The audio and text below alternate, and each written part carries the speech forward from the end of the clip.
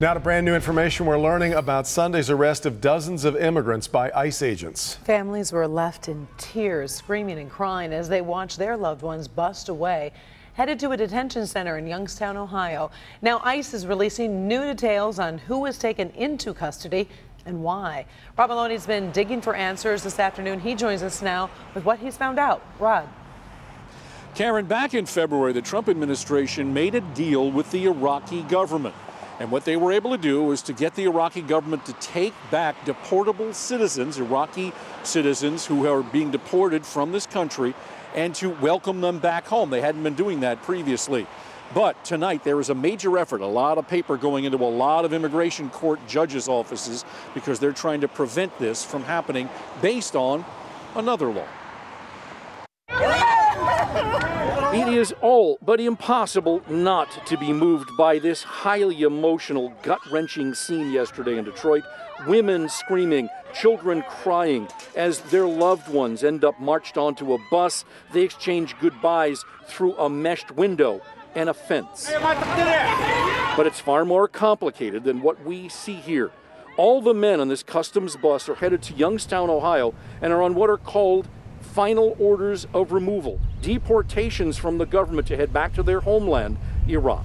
ICE put out this statement today, quote, "As part of ICE's efforts to process the backlog of these individuals, the agency recently arrested a number of Iraqi nationals, all of whom had criminal convictions for crimes including murder, rape, aggravated assault, kidnapping, burglary, drug trafficking, robbery, sex assault, weapons violations, and other offenses." They say that is why they're going to be heading to this detention center in Ohio. But Senator Debbie Stabenow says there is a UN treaty the U.S. is part of, signed back in the 90s, that should make all of this stop.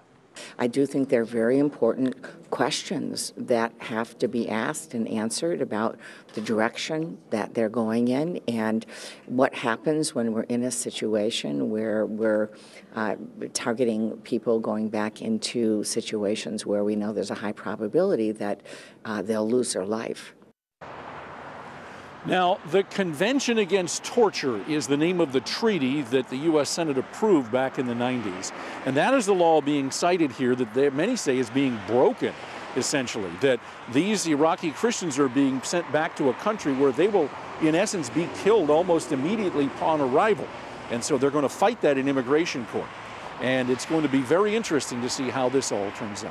Back to you. Well, Rod, how does this law work exactly? Would those who succeed actually end up living in the U.S. permanently? Yes. Well, what ends up happening is, for all intents and purposes, enforcement of that law is a stay. In other words, until the conditions on the ground improve for that person, where if they were sent back they would not be killed or persecuted, then they stay here. So it's not like they get to stay here forever. It's if something happens on the other side. And in fact, we have found one of the guys who were on that bus yesterday who has received an appeal on this basis. We'll let you meet him coming up on Local 4 News at 6. All right, and also ahead at 5:30, you'll hear from a heartbroken family who had a loved one taken away in yesterday's roundup as well.